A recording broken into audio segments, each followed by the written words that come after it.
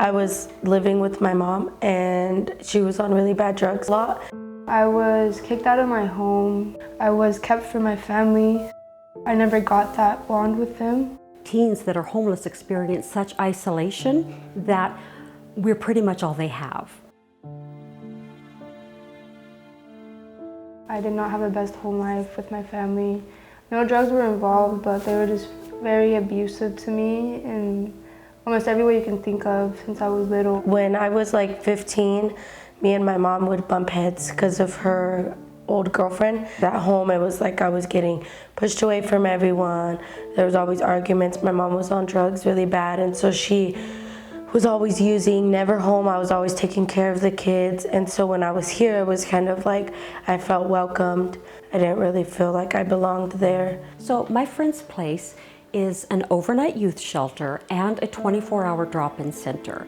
We serve youth ages 13 up to 20, and we provide everything that we possibly can for the youth. When I'd sleep, I'd shut this door, and then whether I had a sweater or a flannel, I would take it and I would tie this metal thing shut, because there'd be people screaming and doing drugs, and I would tie it like that so they wouldn't really be able to open the door. I'd tie it a lot tighter, and then I'd use like string or whatever to tie it shut just so no one could come and bother me while I was sleeping. It's just a horrible stigma around homelessness for adults or for teenagers. Everybody has their reasons for being homeless, but let's remember too, these are children and they are not being able to remain at their home where they were raised for whatever reason. But at the end of the day, they all want that support and they all want to succeed in life. At home with my mom and all of them, especially since she was on drugs, I was always getting hit or pushed away from everything. And when I came to My Friend's Place, it was kind of different for me because I felt welcomed here. What we do for them is, it's really just an amazing program. The minute that they come in, they are given a tour, they're given a bed. We sleep 2 kids per room where they have their own private bathroom, so it's very comfortable. It's their own bedroom, and these bedrooms are decorated from top to bottom, right? We really love them to be artistic and feel at home. They're given everything new that they need. We fill them up with food, toiletries. We do full assessments. We make sure they see the dentist and the doctor, braces if they need braces, you name it. Our goal is to help them become successful adults. I was brought here to the shelter by her, actually. She recommended this place. I had nowhere to go. Coming here, I felt like that was a whole new thing with me. Being around all these kids around my age, like that should have been my actual home life growing up.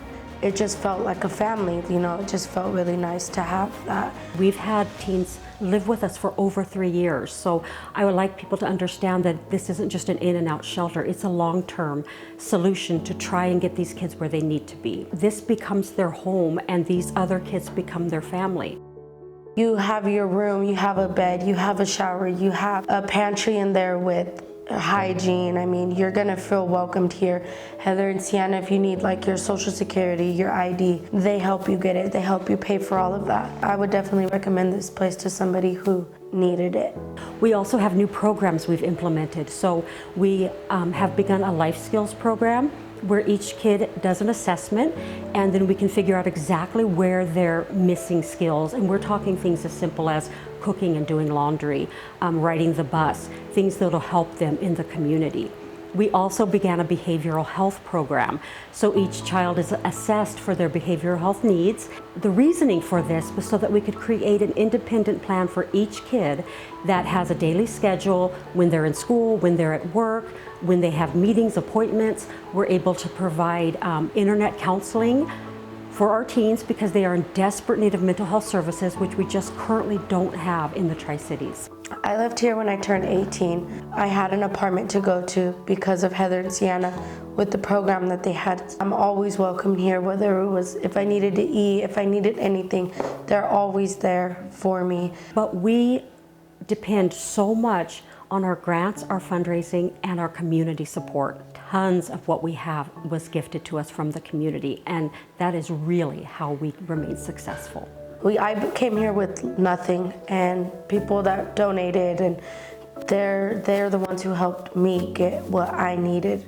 I remember the first day I came here, I felt so welcomed. I was scared and I came here and just everyone was so kind to me. It was like a new home. We are literally the one and only homeless teen shelter and 24-hour drop-in center in all of Southeast Washington. Our program works, and it is such an important thing to give these kids that foundation and that support and structure that they need to grow up.